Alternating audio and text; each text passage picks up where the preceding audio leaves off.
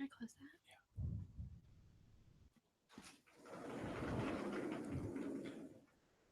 This is the Cafe Racer Podcast, episode 92 for June 6th, 2016. I'm Crash. And I'm Jess. So how's it going? It's going really great. Yeah, I got off work early, so... And I didn't have to work today. Yeah, you're off for like 3 days, which is really cool. Mm-hmm. I just wish they were on a weekend so that I could be off too. That would be nicer than Yeah. what this is. But I don't know. I mean, I'm off tomorrow, and I'm really so excited. that'll be good. Mhm. So you guys might notice Steve's not here, and it's been a little while since we've Or done an maybe episode. they didn't notice. You sound exactly like Steve, and like you look exactly like Steve. If I anybody's do. watching the video. So- I mean, Steve and I talk about what he's recently done with his hair, and we just undyed your hair my hair. with like this color remover. It's called Oops. Yeah. Which is funny because I just use a product called Oops on my motorcycle too. The night before. Yeah. So yeah, it's really good to have you back on the show. Thank you. Everybody that doesn't know, this is my wife, Jess. So Steve and I have talked a little bit on the show about buying a bike for you. Mm-hmm. And you've been really involved in that too. It's not like he and I are just like, oh, I wonder what Planning it without we me. should get Jessica a bike. Like you've been totally involved with it, and you really wanted a TW200, and I really wanted a TW200. We both wanted it. Yes. And then we realized that we live in California, and you have to get on the freeway to go to work. Yes. And the TW200 does like 75 miles an hour, maybe. And I want to go faster. Yeah, I mean, it's kind of because we're in California. Yeah, it's like a requirement. Like, I don't subscribe to the theory that you have to speed a ton to be safe on the road as a motorcyclist. Like some people talk about like speeding minimizes your exposure to each individual driver. So like if you're passing somebody that's royally just stupid, you're only in their area that they can affect you for a short period of time because you're not sitting in traffic next to somebody who's not going to see you. You're blowing past everybody. And I get that argument, and I do go faster than the speed of traffic usually, but not like, I'm not trying to go to light speed every time I go everywhere. Mm-hmm. But the TW200 wouldn't really keep up. No, a little bit. I mean, but maxing it out at its top range kind of doesn't sit well. No, like it's sort of like getting in your car and going 75 I don't drive 75 in my car when I'm going to work. Try to do 120 every day. Well, yeah. You're pushing your car to its limit. I don't want to push my bike to its limit every time I get on it. Right. Yeah. But in keeping with the hope to find a small, light, approachable motorcycle for somebody who's 5'1", I actually reached out to a friend on Facebook, and he was like, I said, hey, do you know anybody, if you run across anybody with a little bike, let us know, maybe we'd be interested. And he's like, well, I've got a Suzuki GS 500. So I think we found you a bike. Right. He's, wants to sell it for a pretty reasonable price and said that it needs a little work. It hasn't run in a few years. So I'm excited about that. I'm really excited about it. Yeah. I'm excited to have a bike that can do what I want it to do and won't break the bank because it's my first bike and I'm going to scratch it up and just play with it. Sure. Yeah. I don't learn on it and scratch it. Yeah. I mean, you might do some typical like rookie mistakes, like where you get off of it and forget to put the kickstand down and walk away. That happens all the time. No. Yeah. Or you pull up to a stoplight and forget to put a foot down until it's too late. And then you put a knee down. Well, most people, when that happens, you just kind of like you start to fall over and you realize that you're falling over. And so you kind of step off the bike and the bike falls over underneath. Oh, well, in that case, then this bike will be perfect because it is affordable. Yeah, and it's light. You can pick it back up without Is that too much effort? I don't even know how heavy it is. Not off the top of my head, I don't either, but I'd say probably close to 400 or a little under 400. Oh, well, that's just, how much I weigh. So Yeah. Um, just use my weight against it. There's actually techniques like you as a little person, not a little person, but as a smaller Yes, statured folks, I am a little person. As a smaller person, you could pick up a big bike. It's just a matter of technique. We should make a YouTube video about that. They're little people, big bike, big little person, bike. big bike. But like a big, like Steve's 1190 adventure bike, that thing's big and tall. You can probably get that bike up off the ground with not a lot of effort if you know the right technique. And there's videos for how to do that. Basically, you do a squat. Right. The bike's on its side, so you put your back kind of against the seat, and you hold onto a handlebar and something else, and you just push up with your feet. And it, like, little tiny people. I've seen like really frail looking people push up a big bike. heavy motorcycles. The tricky part is if it falls on the left side, that's the side where the kickstand is. And if you push up too far, it just falls over on the other way. side. Yeah, on the other side. Okay. If it falls on the right side, you can put the kickstand down and then just shove with all your leg strength, and it'll just pop up onto its kickstand. Well, I think that when we do get my bike, you'll have to teach me that. Yeah.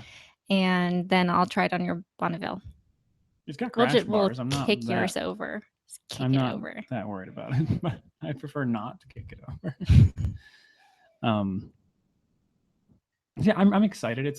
The bike in question is a kind of dark blue 2001 Suzuki GS 500. We're gonna paint it neon pink. If that's what you really want. With sparkles.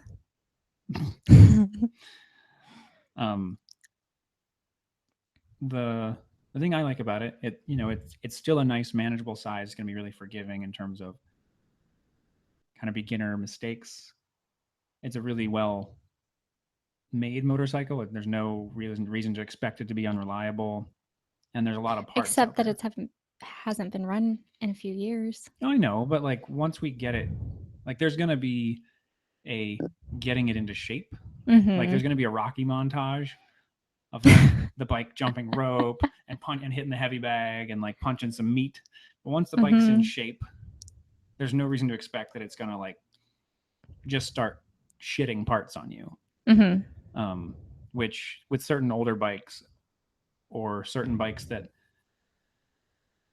were like really great for beginners but only made a few of them, like if things do start to go wrong, they made that bike for a long time. So finding cheap, reliable replacement parts shouldn't be hard. Right.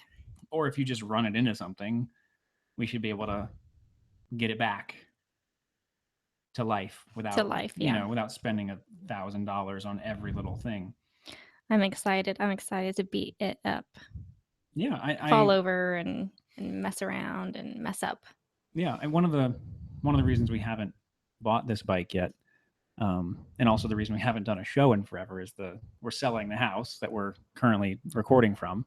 So that's been a lot of work. All of our stuff is in the garage in boxes. Real quick, the bike weighs about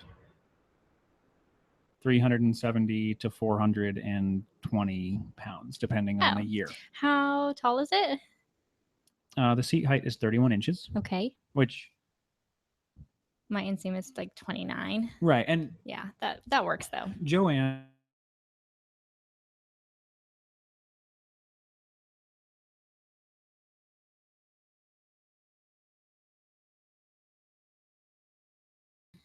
One of the things that might be a really good idea to do with the Suzuki is pretty much every motorcycle that comes out of the factory is made for a male rider around 175 to 180 pounds. So the suspension is set up to handle that rider's weight. In a car, you're such a tiny fraction of the vehicle's weight that you don't affect it that much. Like you can move around in the car as it's driving around and you're not affecting a whole lot. Right.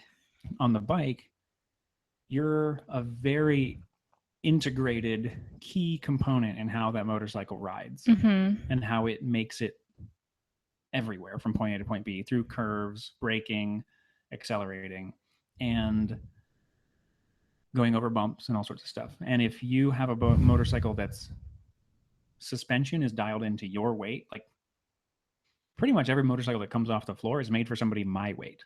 Right. That's a lot more than you. I can gain some weight. We could put you on a high carb diet. All carbs. All bagel diet. Yeah, donut diet. You could be like Oprah. Eat bread every day.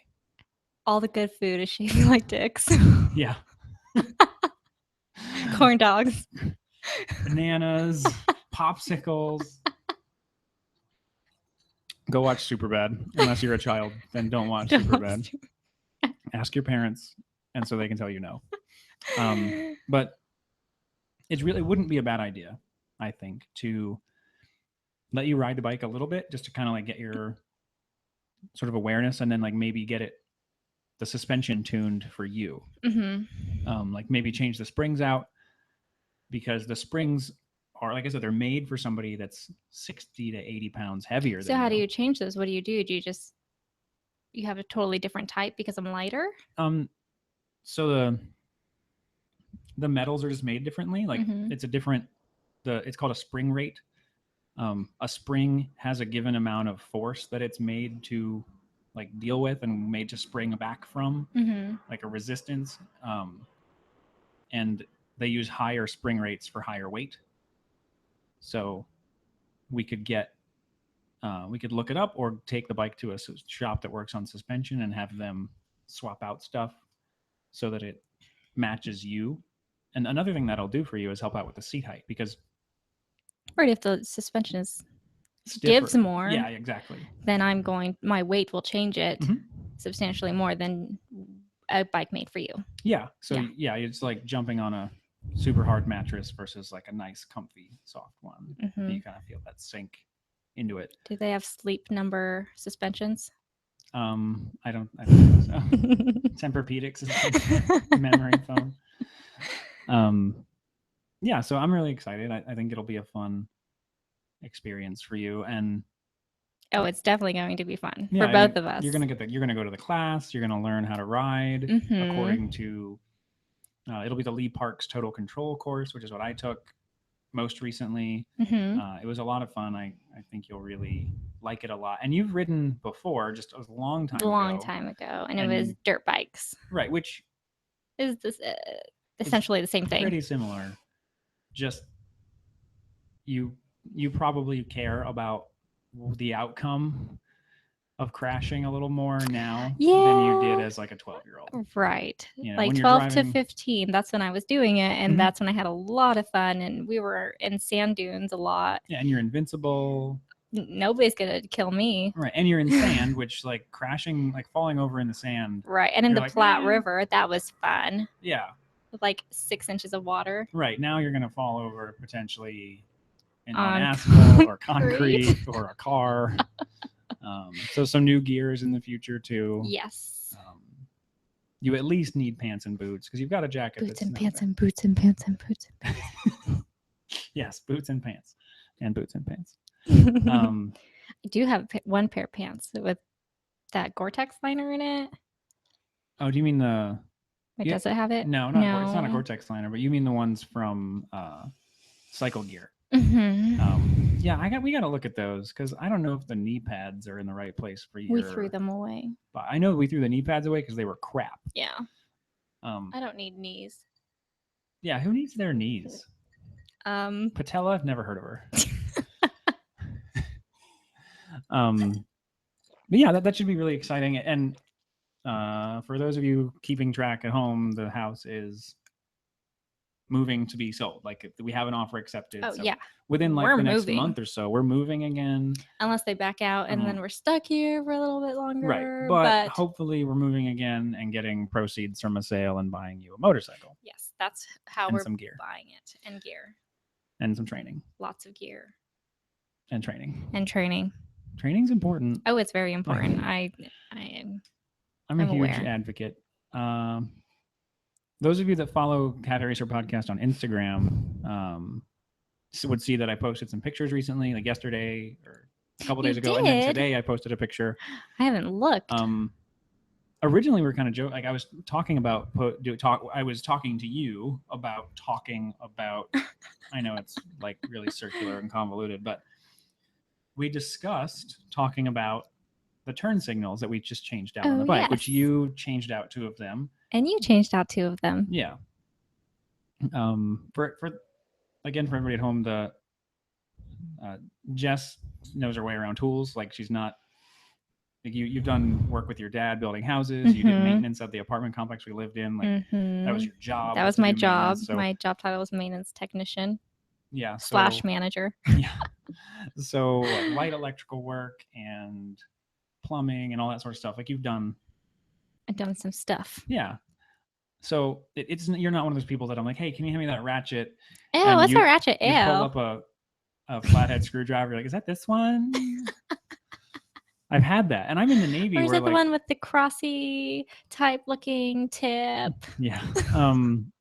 It's really funny. Like I'm in aviation maintenance, and I've had people who are also supposed to be in aviation maintenance be like, which one is that? Sidebar, we need an intervention because we own way too many Allen wrenches. Yeah. We have like 6 sets of Allen wrenches. This is because you had tools and I had tools, and then we got married. So I had several sets already. And I have several sets. Yeah. And we keep finding more sets. Yeah, it's like an Allen wrench. I swear they're multiplying. Like they're And having sex, and there's more of them. and Crash wants more I do. Allen wrench. I want the T-handled ones because they're better. Oh, you will have them. I'm sure. I have my little ball tip ones, which are great for getting it in a funny angle. Like I said, we need an intervention. I want the I'm T-handled buying them ones. for you. So anyway, you changed out my rear 2 turn signals. I changed out the front 2, and I'm super pleased with the Rizoma turn signals that we bought. They're adorable. Expensive as all get out. It was like $200 plus for all 4. Worth it. But they look spectacular. They're bright. They're, I don't know. They're just great. Like they really work well. Have you driven it in the dark? Yeah. Oh, that's right. You work at nights. Yeah, I've driven it at night since we put those turn signals on. And this kind of gets into the whole thing of like, I haven't worked on the bike regularly for almost a year. Right. Or about a year. About a year. And there were a lot of little things that I kind of was letting slide. But even still, this phenomenon existed before I stopped working on the bike for a while. The projects never stop. So we changed the turn signals, and that just made me go, okay, my headlight really looks like crap. So I put a different headlight bulb in because I was using an LED that I think it was starting to go bad because the high beam was flickering, and I don't know if I needed some sort of like load equalizer or something to make it steady. But the high beam flickered, so I couldn't use it. And I like to ride with my high beam on during the day because it's brighter, you know, and because people don't see you on a motorcycle. So anything I can do to kind of help that out without being too flashy, I like. So high beam wasn't good. And then the pattern, like the projection for the low beam, was kind of muddy and not really defined. I thought it was crooked. Well, I'm getting there. Oh. So I put a new bulb in, a regular halogen bulb. And I looked, as soon as I turned it on, I'm like, man, that thing is crooked. You know, I've got a round headlight on my motorcycle. And so if you move one of the brackets up or down, it twists the headlight around. So my headlight's like all kind of cockeyed. And it was just, now that I had a very clear line to look at, I was like, oh God, this looks terrible. I can't do with this. I can't deal with this. So the other day, I'm like, okay, I'm going to sit down. You're at work. It was the weekend. I was off. I'm going to sit down and I'm going to pull this thing out. And I know that I need a new screw for the bracket. So no one's missing. I will get new screws and I will align the headlight properly. So I pull the headlight bucket off, and that thing's all scratched up and starting to rust.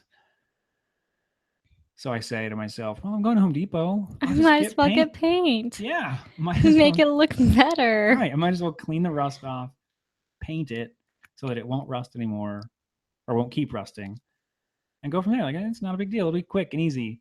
Quick. Yeah, exactly. So when you got home, I had gotten a little overzealous with the recoating of paint, and I had now had like drippy runs, Mm-hmm. and I tried to clean it off, which just made it worse. Worse. And this brings us to the Oops product we talked about earlier. It was really great. It was. We It was found a surprisingly good. Great. It's kind of like Goof Off. Right. Only called it was Oops. an aerosol spray can. Wait, isn't Goof Off?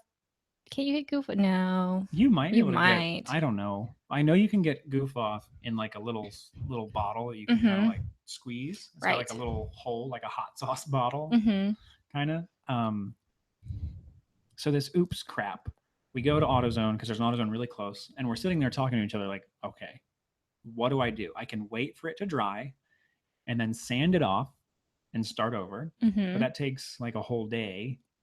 And we don't have time for that. And we didn't have time because We wanted it done. My truck is back in the shop today, and I needed to be able to ride my motorcycle to work, and I can't ride it without a headlight.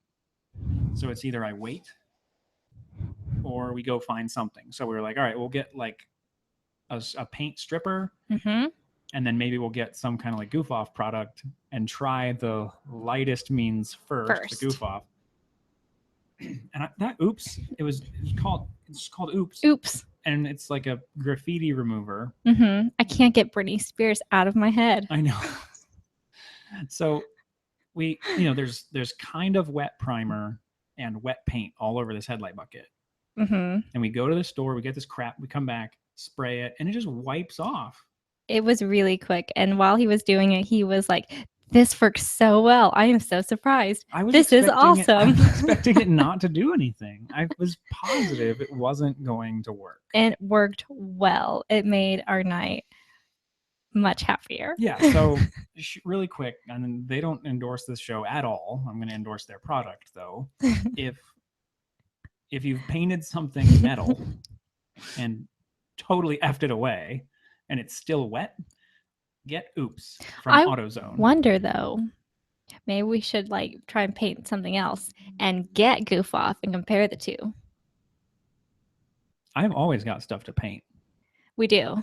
Yeah. There's like a never ending stream of things I could paint. Well, we should do that. I think we should. I could just paint the headlight bucket again. No, it looks good. It does look pretty good. It's the shiniest thing on my bike right now because I used gloss paint instead of flat, which I like. I'm not complaining that it's shiny, but it really draws my attention to the fact that the headlight brackets are flat and ugly. Now, flat's okay, but just the paint job on the head brackets is kind of ugly. Mm-hmm. But I'd have to take them off. I'd have to take the forks off to get those off. Well, you want to take them off anyways. I do. And do what with them? More project continuing. I'm in there in the headlight area, so I'm staring at the forks too. Mm-hmm. They're corroded and kind of like pitted a little bit. And I'm thinking to myself, man, these forks are off a 1996 Honda. My bike is at 2009, but these forks are super old by comparison. Uh-huh. Did you buy those after you bought the Bonneville? Yeah. Yeah, I bought them for the Bonneville. But you knew the year of them, obviously. Yep. You still know it. Yeah, the Bonneville, really quick. So the Bonneville that I have comes with what's called a damper rod suspension, which is, for the best way to put it, is old technology. Like, old. In 96, that technology was old. Is it old? Or is it new? It's old. Okay. Old. Just want to be clear. Elderly, geriatric technology. Okay. For providing a front suspension. In 1996, Honda was making a Honda CBR 600, which is a sport bike, using the same size, the same diameter fork tubes, and a better internal suspension. So there's a guy online, because the forums are crazy. There's a guy that figured out what parts you could keep from Triumph, what parts you needed from Honda to make it all work together.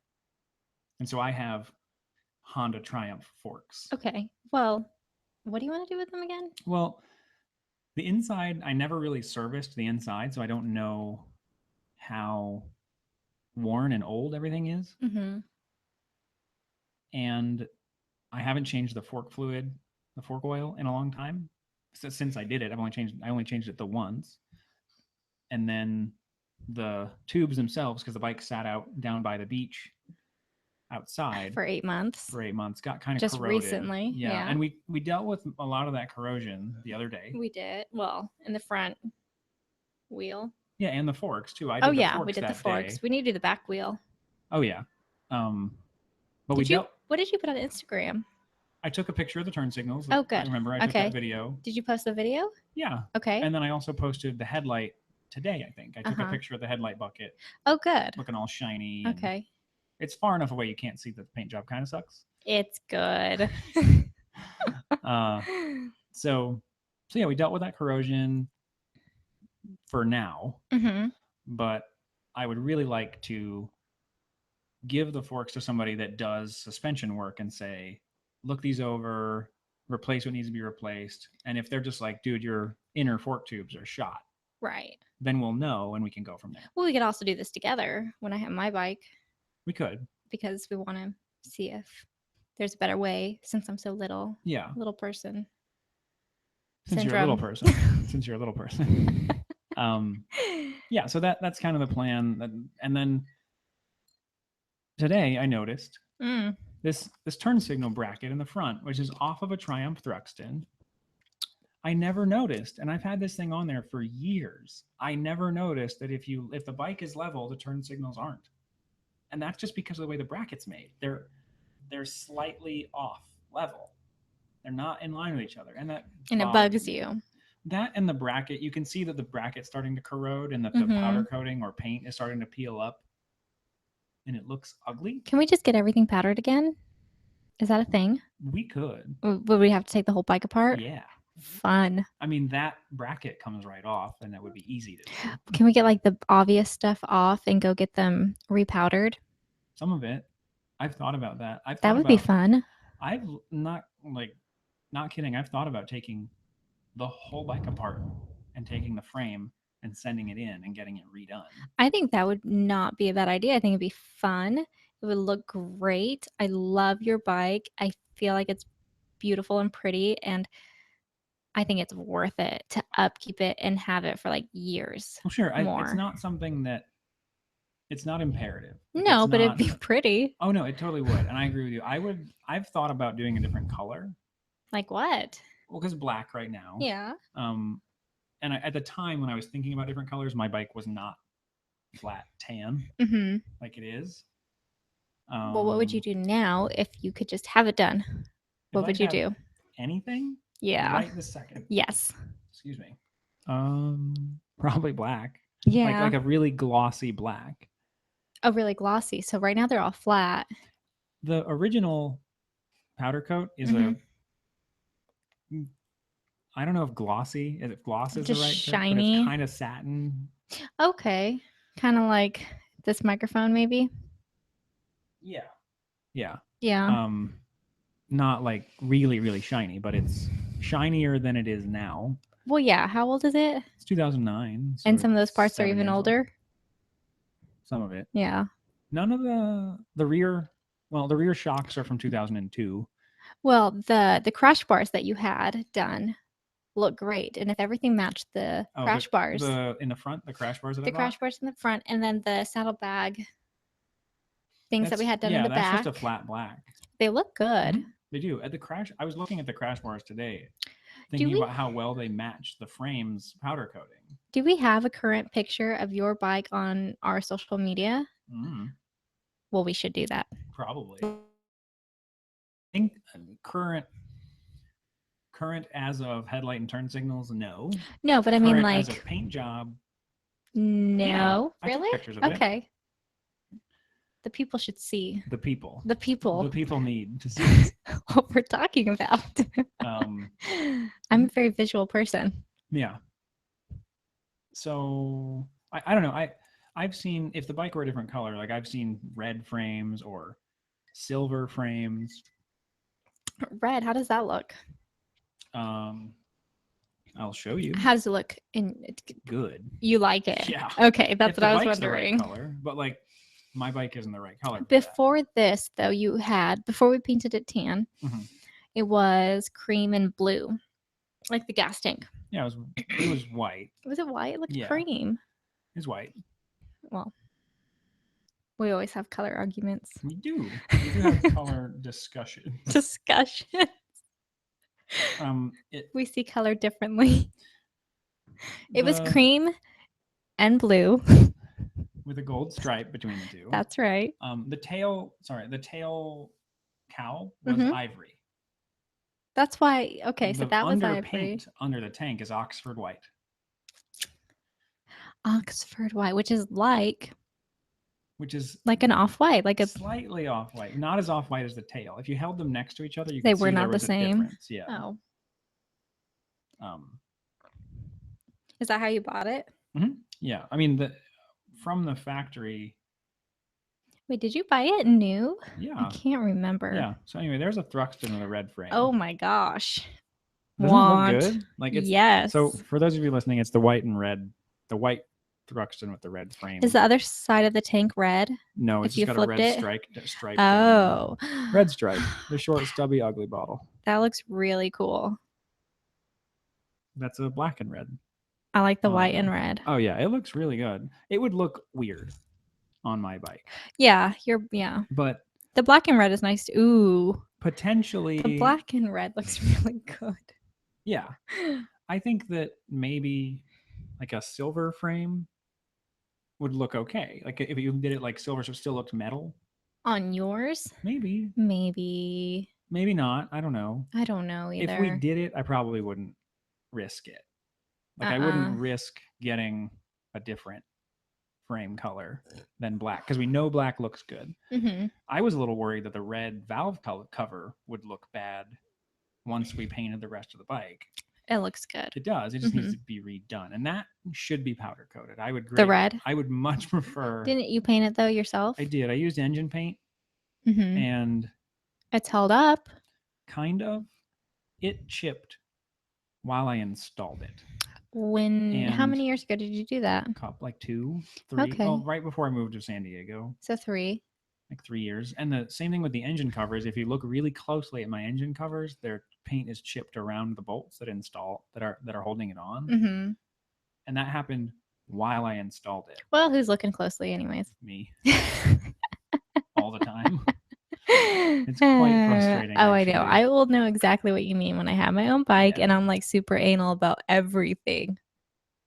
Like, oh my gosh, get down there and clean it. There is one little rust speck on my chain. Christopher, get down there and clean my wheels. I did that with my chain the other day. Like, it was sitting out. It was getting lubricated regularly, but somehow it was still getting some surface rust on it. And the other day, when I washed the bike, I sat there and just scrubbed the crap out of the chain with what a did wire we brush. just use? That stuff to do the wheel? Oh, Neverdull. Neverdull. Yeah. That stuff is great. It was. It worked really well. I was poking around online for how to deal with the yucky looking forks and the yucky header pipes. Those are still yucky because there is some stuff that you just can't fix. You can't take away all the other. Neverdull is not up to the task of dealing with how corroded my exhaust pipes are. But the front wheel looks great. We need to do the back wheel. You did that. You got the little and you used the oops on there too to get the sticky glue crap from the wheel weights off. Yeah. Yeah, that was a great job. It looks really good. When I go out in the garage, I can really see the lights in the garage reflecting off the wheel in a way that I couldn't before. Right. Doesn't it annoy you that the back wheel is undone? No, you can barely see the back wheel because of the saddlebags. Oh, true. Yeah. So it's not as obvious. It's kind of how Harley got away with for a long time having a different rear wheel than a front wheel. They didn't match each other. It's like a mullet right now. It's like business in front. It's all clean. And party in the back. Dirty. Nice and dirty. Yeah. We talked about exhaust for the bike, possibly changing that up. We talked about a lot of things. Yeah. It's a fun hobby. Time consuming if you let it be. Time consuming and expensive. Yes. if you want it to But be. worth it if you really love it, and I know you do. We haven't ridden in forever. Not together, not separately either, obviously. I ride away from you all the You time, do. but you don't ride by yourself ever. No. To go. I would love to go do that really, really, really soon. I was thinking we should take a trip up to LA and go to Uh-huh. Beach Moto. I and haven't look been for gear. there. I haven't either. You haven't? No. Okay. And we should go look for gear for you there. Mm-hmm. And we could go to the Dainese store in Costa Mesa if we don't find anything at Beach Moto, or just on the way home. Yeah. Well, I don't need another jacket. I don't know if Dainese would have anything to offer. I mean, their pants. They have everything. I mean, they do have everything. You could have the boots that match my boots. True. Or you could have other boots that are good, or gloves. No, like we need to match. All kinds of stuff. Like we have matching helmets. We do. We have almost matching jackets. We do. We have the same gloves. We have the same gloves.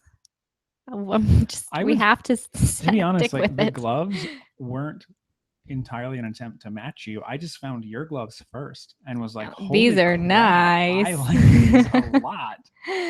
Do they make them in men's? Yes. And they do. Yeah, no, they're really great. We do try to match. We do. Yeah. Quite often, not just in motorcycle gear.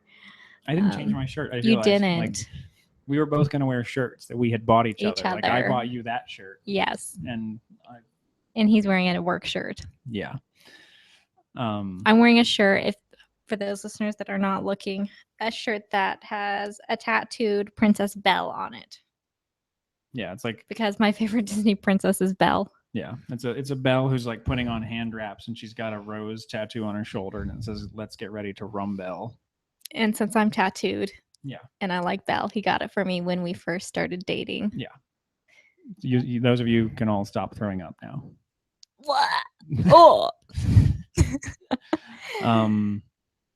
Anyway, we were talking. Wait, we got to tell about your shirt that I was going to do. Oh, that yeah. you were I was going to wear. wear. I have she bought me a Triumph Motorcycles shirt. It's just got a motorcycle and it says Triumph Motorcycles on it. It was off Etsy. It was really cute. It looks really good. And somehow through throwing away clothes, I was down to 0 like white t-shirts of any kind. So I bought one. Yeah, it looks good. Yes. I don't know. I was gonna say something and then I lost it. But one thing I wanted to talk to you about. I posted on the Facebook page a couple days ago I reposted from Asphalt and Rubber an article about lane splitting. How there's a movement in the California legislature to put a law legalizing lane splitting, because it's not in the traffic code that it's legal, but it's also not in the traffic code that it's not. And so, is this federal, or is this all over California? It's just California. Okay, just California. I wish it were federal. Like, I would love a nationwide lane splitting law. That'd make it easy. Yeah, because when I go out of the state, I'm probably still gonna do it. Like, I think about not doing it, but I think really hard about doing it too. Well, what state is it illegal? Every other state. But California? Yeah. No. Yeah. Oh my gosh. California is the only state where it's in a gray area. I didn't know that. I thought there were more states than that. It is flat out illegal in every other state to lane in the United split? States. To lane That's split. Ridiculous. So there's right now lane splitting exists in a legal gray area. It's not it's not expressly legal, but it's not illegal either. Okay. It's like, how long has this been going on in California to get it forever changed? Oh, to get it changed? Yeah. They probably I'm sure it's been introduced a bunch of times, but last year a bill was introduced that had specific rules in it. This year, the same representatives reintroduced the bill, but took out all the rules. They just basically said that lane splitting would be legal, and tasked the California Highway Patrol with promoting guidelines and safety about it, which is kind of I what wonder already what exists. that would. So there is literature, actual. The CHP has guidelines Okay. saying that they have published that are not laws because they cannot make laws. Like They're just, they're just like, hey, this is what you should. we would like it if you would do this, and we might pull you over if you're not doing that and say you're driving recklessly or something. Okay. So there's guidelines. Do you know them? Yeah. Come on. Yeah. I forgot who I was talking to No for a lane splitting second. above, I'm pretty sure it's either 30 or 40 miles an hour. Like if Okay. traffic speed is going 30 or 40, you shouldn't be lane splitting. I think Okay. it's 40. And then no riding more than 15 or 10 or 15 miles an hour over the speed of traffic. So if the traffic's going 20, you shouldn't be going any faster than 35 While lane splitting. while lane splitting. And obviously a lot of people don't follow those rules. You see people. Oh no, people can zoom by, and people do it all the time on their bikes, zooming by and potentially scaring people that are in their cars. Yeah. Um, Cars do that too, as evidenced yesterday by today? this. Was it today? It was This little, today.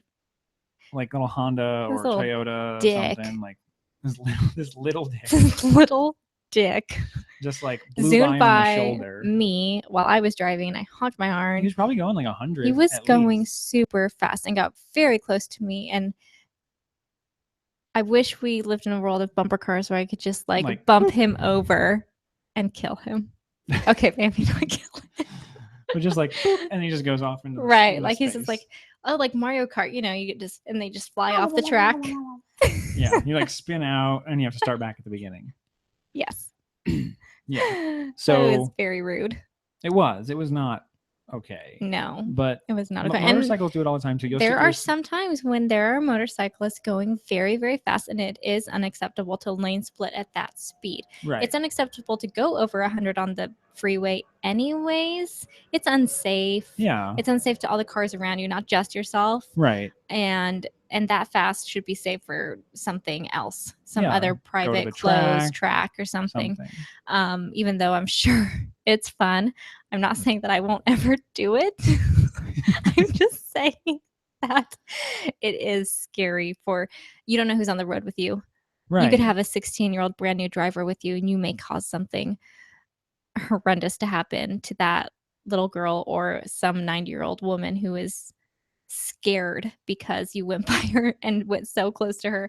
I remember when I was young and just being a new driver in San Diego, and it would literally startle me, and I would jump, and my heart would race because some bikes are just so loud. Yeah, and there seems to be like a correlation between super loud pipes and driving like an utter ass. Right. So the two kind of go hand in hand, and Yeah. it's not grandpa on a Beamer No. going by at 95 when you're sitting stopped, and he's just like, right. it doesn't sound like the Jets. No, I'm for lane splitting here in California. I don't want it to go away, Mhm. partially because I want it to be there for me to You use. wanna I'm do it. selfish.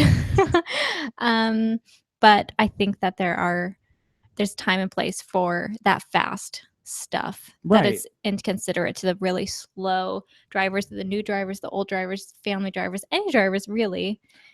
There's really no. I mean, I lane split often, Hmm. and I have lane split fast enough to startle people a couple times, and I don't really ever feel that great about it. It's usually like I'm on a road that's like a freeway, and traffic is suddenly stopped in front of Mhm. me. The first few cars usually get me Get at a little you. faster than I probably should be going, and that's my fault. Like That I you should want to slow be going. down Yeah. faster. Hmm.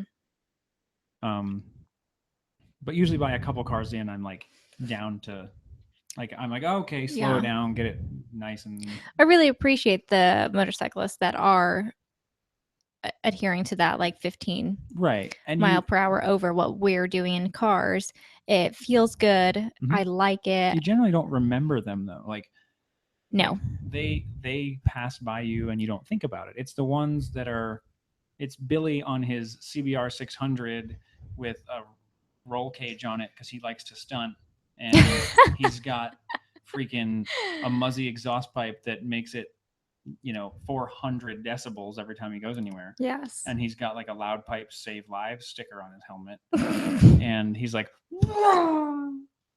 Yeah. and you just like pee yourself a little bit when he goes by. That's the ones you remember. That's the It's that's like, what you remember. sadly, that's the face of lane splitting yeah. in California. And like I was deployed to Italy for 6 months, and I was driving. I wasn't like in some place where I couldn't drive. I was there driving a little van around, a minivan all over the place. Mm-hmm. And in Italy, freaking cars lane split. Like we should totally legalize that here. You pull up to like a four lane intersection. Mhm. 4 lanes all going the same way. People are like, and there will be 6 cars wide at the stoplight. That would be because they're like, oh, I've got this little Fiat, I'm gonna squeeze in, and they all squeeze in, and then there's like 12 scooters in between everybody. I'm pretty sure that's like Mexico too. Maybe. At least Tijuana. I don't know. Nobody follows the lane and I spent very, very little time in TJ, and even the vendors were encouraging me to lane split. Like, I think I've told this on the show before, how I was trying to get back on, into the United States in TJ, and it was like I was sitting there in line going, I'm going to be here for an hour and a half. At least. This is going to suck. Why did I go to Ensenada for tacos today? This is terrible. And then all of a sudden this guy's like, come on. And I'm like, what? And he pulls his little cart full of Mexican knickknacks and bullshit out of the way and goes, go. And I did. And like all the vendors were like, oh, okay, cool, motorcycle. And I wasn't going fast at all. I was nervous. I was going really slow. And they're just like, oh, cool. They all moved out of the way for me. And then I got to this part where there was a cone. And I'm like, I guess I'm just going to go around the cone. So I'm on like this part where there isn't even a lane. I don't think I'm like, cars are not supposed to be there. And I get to the other end and I see, crap, I'm going to get in trouble. This is, I don't want to end up in a Mexican jail. I don't know. And that's the day he went to jail. The dude looked at me. No, the federale looks at me and he goes, he waves at me and he's like, come on. And he puts the cones up. He like moved cones out of my way so I could get back. Wait, is this a Mexican citizen? Yeah. Mexico. Police officer. He's okay. He's like, come on, and like moves stuff out of the way so I can get all the way to the front of the line. And I'm sitting there thinking to myself, why can't we do this in the United States? Why can't we be so liked and loved? They just want to get people through too. I'm sure their job is just, they're so redundant. He probably just wanted me out of there. He's like, oh my gosh, get this stupid American motorcyclist out of my country. I've heard people talk about traveling in Mexico on motorcycles, and they've really spoken highly of it. I'd love to go back. It's just such a process. We should do a trip. We should. I could. If your parents get that job, it'd be so much easier. Right. They want to get a job in Rosarito, and that would be perfect. Your mom wants to get a job in Rosarito? But my dad wants to work in Rosarito. Yeah, because Rosarito doesn't actually exist, so I don't know. She wants a job on the moon. She doesn't know where she wants to be. Yeah, so I really hope that they go to Rosarito so we have a reason to go down there, and we will to and from Mexico. Yeah. For the Navy anyway. Yeah. But yeah, I'm you mentioned a little. The question I was going to ask you was how you used to feel about lane splitting versus how you feel now. I think I kind of went over that when I was a kid. You did, 16 and up. You totally did. I was nervous. Now, knowing you, I'm really aware. I'm more aware of what they're doing. Mm-hmm. I'm more aware of every single motorcyclist because of you, because you are one. It's different when my grandpa and dad were riding bikes. I didn't pay attention to them as much as my husband, and I was young. But now that my husband is always riding, always, and I love riding with him, and I want to do it myself. I'm very much more aware. And we've lane split with you on the bike. Yeah, right? no, yeah, we have. So you've seen, because there's some really good videos online of what it is, what you see, like a rider with a GoPro on his camera. Mhm.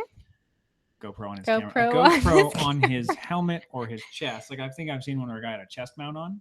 What? I should get a necklace. I have a chest mount somewhere. Just a necklace. Okay. Like be like It's Flavor like Flav. Yes. Anyway, so he had like a chest mount on, so you could see his arms Mhm. and you could see his handlebars and everything. So it was like really close to what he could see. And it was a rider lane splitting very responsibly. Mhm. And you could see just how, and he wasn't on a small bike either. You could see just how much space there was for him to make his way through traffic. They should do a side by side. I wonder if there's a side by side on YouTube somewhere of a responsible lane splitter and a reckless lane splitter to see the difference. The one that's like zooming in and swerving in and out, like into the tight spots. I've got a camera. We could make that happen. We I could. do both. Yeah, I just that video really, I think really clearly illustrates how much how well you can, how much room there is. Like in Europe, the general rule is a meter wide. Your motorcycle needs to be less than a meter wide, and then you can safely get it pretty much everywhere in and out of traffic. And that's a really, I think it's a good rule to follow, because if you think about it, your motorcycle is really narrow. Yeah. And you have so much more space, and you've ridden on the back of the bike while I'm lane splitting, so you've seen firsthand that, like, I'm not in a car. I think that you think about, you're like, oh, there's like no room between me and this car next to me. That's what you In think, your but there head, are. But there's there like is 4 or 5 feet between you and the car next to you, and my motorcycle is 2.5 feet wide. Is that it? I don't know. I haven't measured it, but Okay. like probably not much more than that. It's No, less probably than 3 not. feet for sure. Definitely. Not So, your like, parents. My parents have a trike. That thing is, that's a car. I think it's 6 feet wide. Probably. I mean, that's a Honda Goldwing trike. That doesn't even count. You cannot lane split in that. Oh, you cannot, can you? No. You really cannot. No, you really can't. And it's like trying What's to lane the split in a what's- sidecar motorcycle. What is the law in Arizona? Oh, you can't lane split. You just can't. End of story. End of story. Okay. Anywhere except for California. I had no idea it was just California. Yep. I thought it would be, a handful of states that still allowed it. No. And there's an argument, like there's this sort of rationalization that lane splitting is beneficial to people riding air-cooled motorcycles, because in order to keep your motorcycle from overheating, it needs air moving Mhm. over it.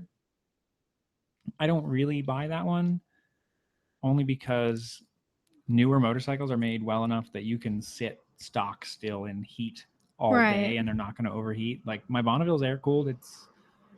It never got to lane split before I moved to California, and I did trips in 105 degrees sitting in traffic in Utah, in the rush hour traffic, and I was hot, but the bike didn't die. But yeah, that's kind of an argument, I guess, but it's more just it takes up less space on the road. Yeah. And I know I've talked about this before, but there was a protest not that long ago, a couple of years ago, in Australia, where it was considered very likely that the Australian National Congress, or whatever the heck they're called, Parliament, something, I don't know, their legislative body was going to pass a law outlawing lane splitting. Mm-hmm. And 2,500 motorcyclists rode across a very heavily trafficked bridge during rush hour and didn't lane split all together at the speed limit as a protest. Because it's like, if you make the idea is that if you make this little tiny thing act like a car, you're just making traffic worse. Because you can't fit a car there anyway. Right. You might as well let the guys on the bikes take up the space. It's true. To free up a little more space for the cars on the road. It's never going to go through here. We're always going to be able to lane split in California. I hope so. Well, the law here isn't to get rid of it. The law here is to solidify, like in law, Mm-hmm. keeping it, which is pretty cool. Mm-hmm. And there's a few times I know that the American Motorcyclists Association has been instrumental in trying to institute a national lane splitting law.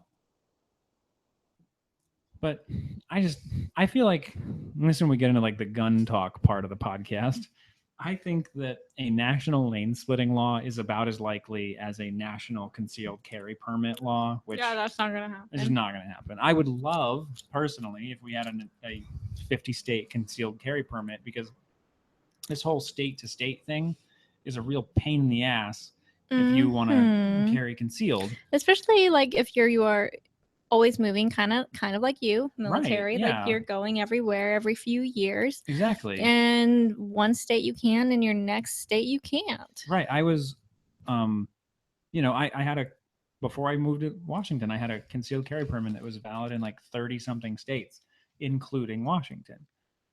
Oregon. Did you carry in Washington? Not really ever, but it meant that if I was just transporting my weapon, I could just carry it. I didn't have You didn't have to have all that ammo in the back I and didn't have to whatever. separate Yeah. things. I could just holster my pistol on my hip and drive my car Right. to the gun range, go shoot, and drive home. That And sounds not think about it. so convenient. And then Oregon and California don't recognize it. I don't want to get into a whole concealed carry debate, but I think Me either. But I think that's about as likely as getting a nationwide lane splitting law. That's not going to happen. That crap isn't going to happen. I would love it. I just don't think the principle of states' rights is just way too strong here in the United States, where the federal government exerts a lot less power over the states than other countries. True. Just like marijuana being legal in states, but not federal. Yeah, or and gay marriage. It's really odd. Like any of those other like oh, that's a state thing. Like I still feel like we're all like we're all part of the same country. It's right. a little Like, weird. Well, I mean, like, don't you have like a family member that is like illegally married to different people in different states? Yeah, like, she's running because she has marriages in different states, and then once somebody finds her, she just goes to another state, and she's married to like 4 men, and it's ridiculous. She's legally changed her name, like every single name. She's crazy. An interesting family. But it's the same kind of thing. Like, why is there not just some sort of like national database or something? Right, a federal thing, like, oh, she's already married, she can't get married to this person, she's already married. Right. You and I are married now. You can like potentially go somewhere else and marry someone else. Right. Like, I'm potentially going to Florida sometime this year. You can go have another wife. I could get married to some other chick in Florida, and they would never know that I was married to you. They would never know. It's really odd. Ugh. What the heck? That is so weird. Our country is so weird. This is Switch to Politics podcast. Why? What? Okay. I don't know. We'll never know. No. We'll never understand it. It'll never make sense. No. This is a terrible segue, but I don't care. I know that a lot of listeners to this show also listen to the Wheel Nerds. And the last episode of the Wheel Nerds I heard, they interviewed Eric Buell. Which, that was cool. Whatever. I mean, he's only whatever. He's only like, extremely famous in the motorcycle industry. Forget him. Whatever.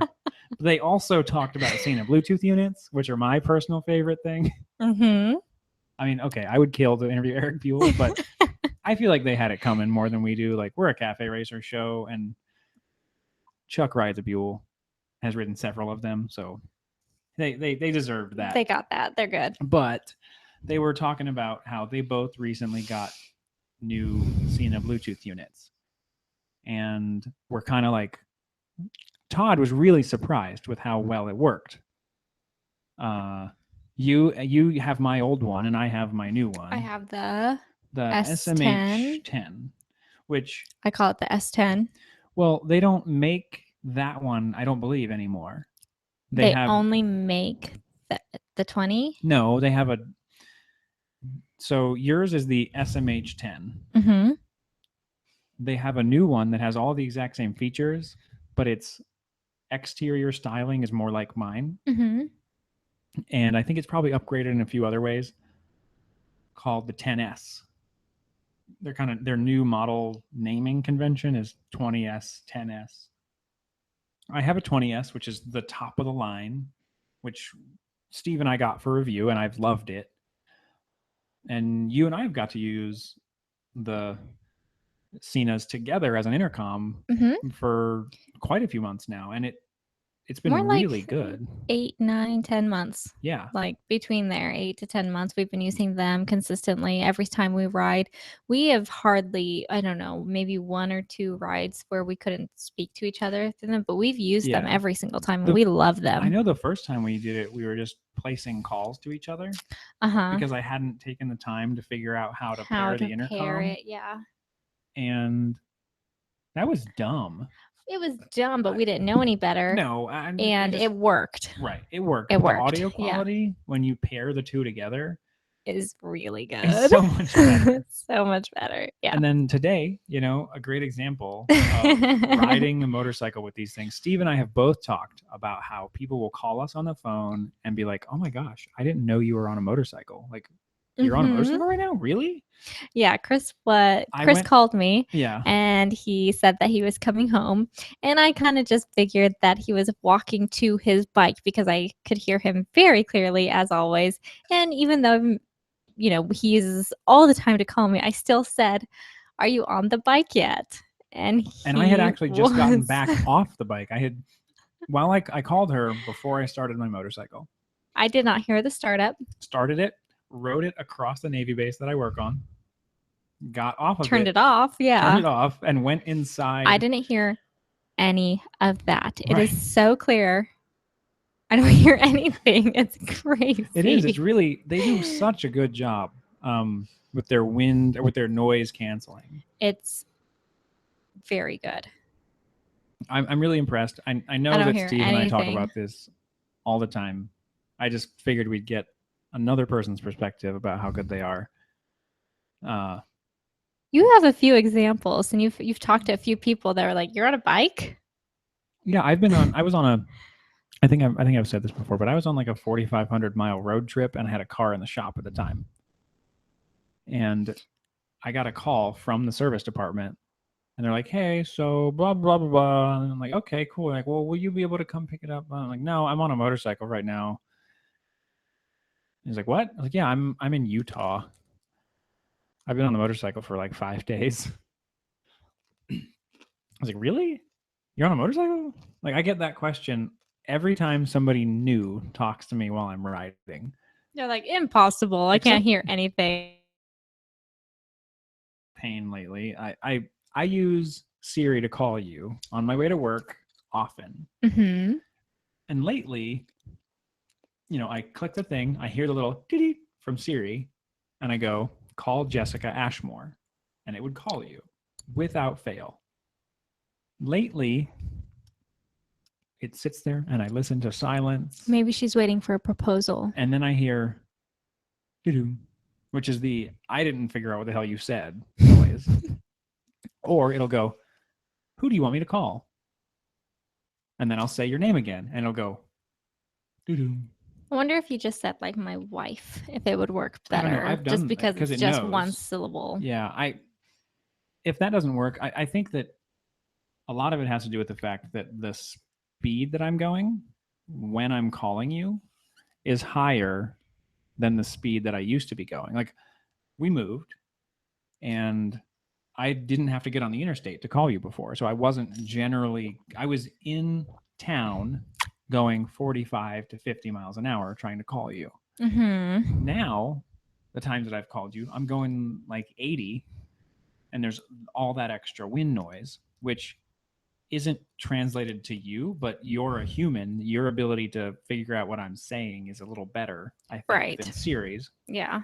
So I think, and plus it cuts out every time I hit the bridge. So I Yeah, I should think just it's just wait till I get on service. the other side of the bridge and I'm back to like normal people speeds, not And then call me. yeah, and then call me.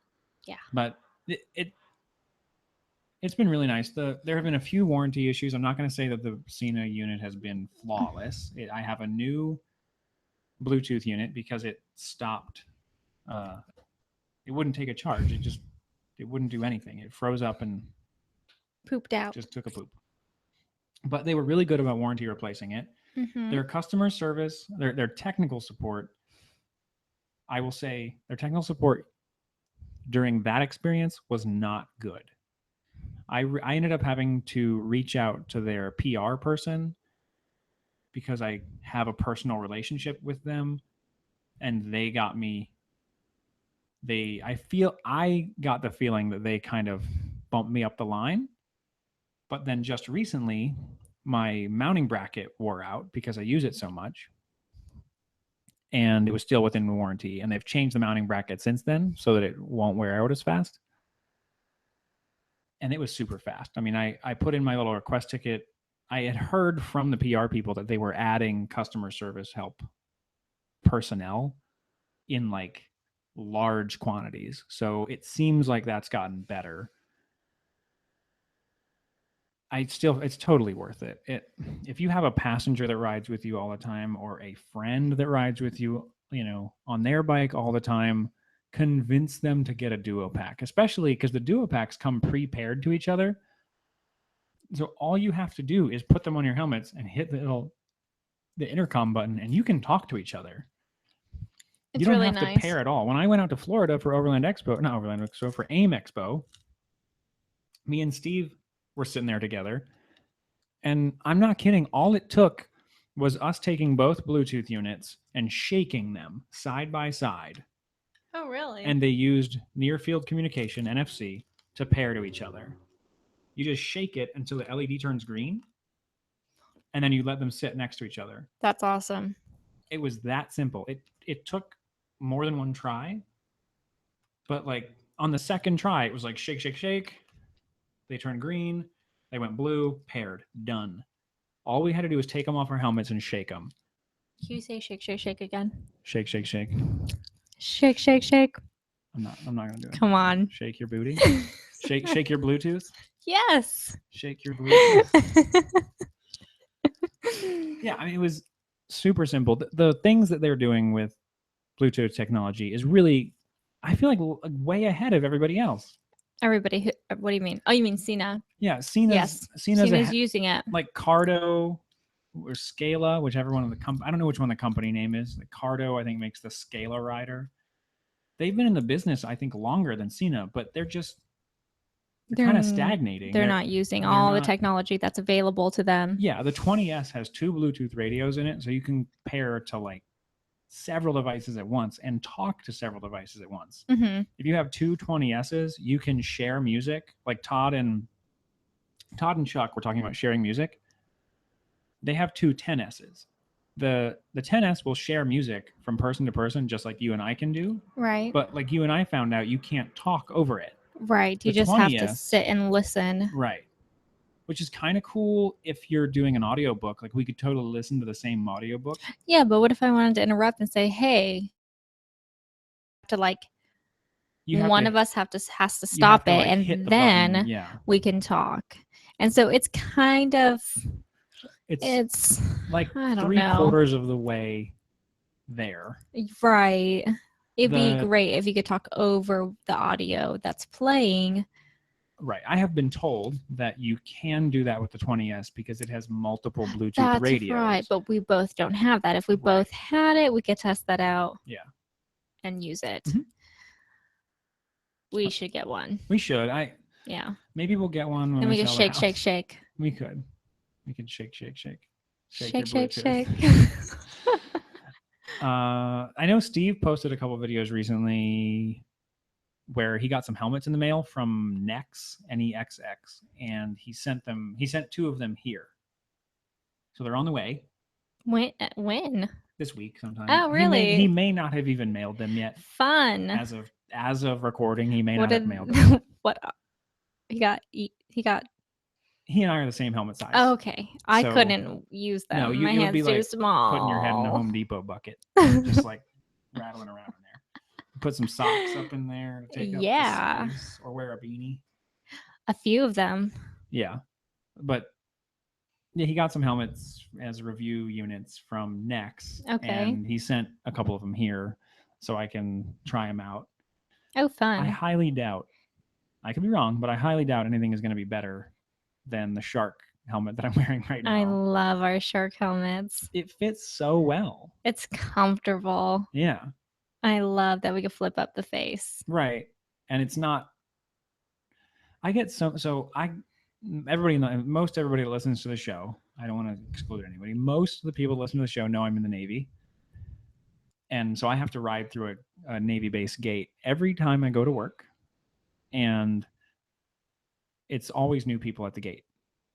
And I get people asking me about the helmet or complimenting the helmet all the time. Do you still get compliments? Yeah. Yeah. Like, because it's got this face mask and these cool looking goggles that I have to pull up so they can see my face. Right. So I pull those up and I pull up and then they check my ID, look at my face. I'm like, all right, cool. And I put them back down. And all the time I get people going, man, that helmet's really cool. Did it come like that? Like, is that how that helmet Yeah. is? And the color's amazing. The design is great. It looks really good. Yeah.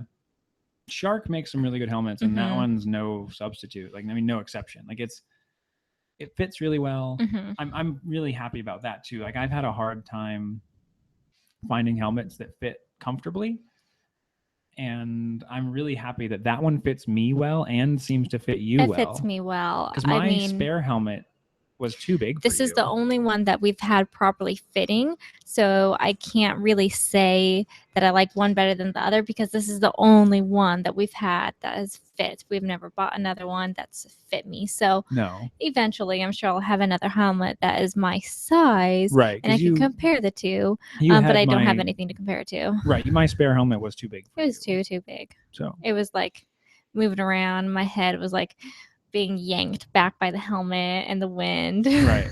And that wasn't the helmet that fit me either. It was a medium. Yeah, I don't have a medium head. No, you have a small head. I'm a small person. You're a little person. The little person. And I have a large head. Was there Even anything though, else? like, What? if you put our heads together, I feel like our heads look the same. I don't think that our heads look drastically different in size, but you have a lot No. more hair than me. True. So there's that. You and your coppery brown I'll hair. shave my head. Then your head would look tiny. Yeah, I would. You'd have such a big face. I would. Were I you don't- about to wrap it up and say, like, we don't have anything else to talk about? I can't think of anything else. We'll probably go to bed and talk for like another 2 hours. Yeah, probably. We'll talk about this, and we'll probably watch something. Uh-huh. I'm I just so- started Game of Thrones. You did, Yeah. and I'm all caught up. It's Ooh, no, amazing. there was an episode. I'm on season 2. There was an episode this past weekend, probably. So I've got one to watch now. That's right. What day is today? It's Monday. So there was one yesterday. Ooh. There's probably a million Hello Giggles posts about, did you see the epic thing on Game of Thrones this week? And I'm like, no, I didn't. Stop it. Get out of my face. Stop posting blog posts about something I haven't seen yet. Right. So you're on season 2. I'm on season 6. I'm Mhm. also finishing up season 6 of Justified because I got sidetracked. And didn't And finish he's it. watching season 2 of Game of Thrones with me Yeah, I here watch and it here there. And I'm hooked. It's a great show. It is really good. All right, let's see. Where can you find us? On Facebook at Cafe Racer Podcast, Mhm. Twitter at Cafe Racer Pod, Instagram at Cafe Racer Podcast. Thanks to everybody on Patreon that's supporting us. We've got a new supporter. We do. Yeah, Chris. He's supporting us at the I Get a Sticker level, Ooh. which would be great if we could if our get stickers were accessible. I apologize, Chris, and to anybody else that supports us. All They're of in the our garage all possessions packed are up. in boxes. I emailed him already to let him know that, so it wasn't like a side. It wasn't like he's not just sitting there. Right. And I hope. He's like, Those damn But no, stickers. I wanted those stickers. We do really have stickers. I know that it was like a year that I was like, I'm gonna have stickers. We're gonna have stickers. We have We stickers. really have stickers, and they look good. Uh-huh. So if They you look want too one, good to be packed away right now. We should get those suckers out. I don't know where you put them. I don't- You packed everything. I'll get them out. I'll get Okay. the suckers out. You can also find us in sunny San Diego right now. Yeah, Come say hi. yeah. And Steve's in Florida. Go say hi to him Going to too. Disney World. If you guys, follow us on Facebook. He was at Disney World recently. That's weird. What's weird? Well, I'm friends with Steve on Facebook, and I didn't see that he was at Disney World. I think he posted it. Actually, he posted it on the Cafe Racer podcast page. It was him in like a big. I haven't been straw getting hat. on Facebook, No, because you got a new No. job. and it's totally taking up my social media time. Yeah, that's okay. Dumb. Where else? Yeah. So go to Patreon and search for Christopher Ashmore or Cafe Racer Podcast. That should find us, and you can support us there. If you don't want to support us on a recurring basis, you can go to caferacerpodcast.com and click support the show, and there's a way to do a one-time donation. I'm sure if you put a request in there for a sticker and you donated enough, I would give you a sticker. You donate $5. Yeah, I mean, I'll I've got give a you ton of stickers. sticker. And not just stickers from us. Like I've got stickers and patches from other companies too. There's some really cool stickers. And when they start to run out, I'm just gonna ask Ask for for more. more. Like I didn't pay for any of that stuff. I said, hey, I'm trying to put together a sticker pack, and I got over 1,000 stickers. We have a lot of cool stickers. Like I think we need a ton. some more just because. We should. You're right. Some cool. If anybody has any ideas for where we should get stickers from, like if anybody's got a cool one, Or if you want to send us some. yeah.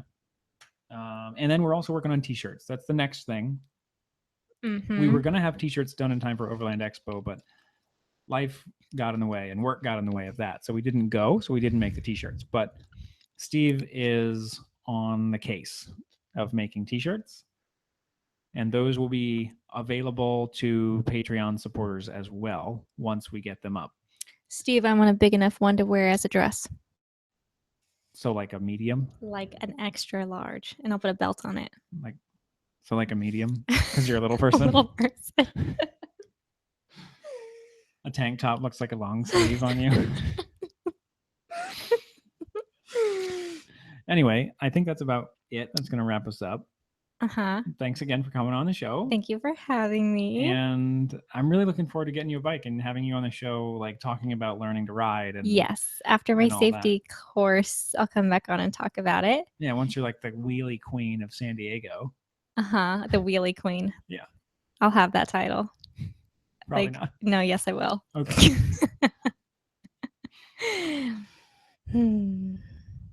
All right. Thanks everybody for listening. Thank you. Say hi to us. Comment on our Facebook and our Instagram. We love when our listeners talk to us. Yeah, another great way to help support the show is to just you don't even have to write a review. Just put like what motorcycle you ride or anything in the review, but review us on iTunes. Give us give us 5 stars and just write whatever you want in the review. Mm-hmm. So Yeah, that'd be telling us great. what bike you ride would be great. We get to see like some of the cool stuff that the listeners ride. Now get out and ride.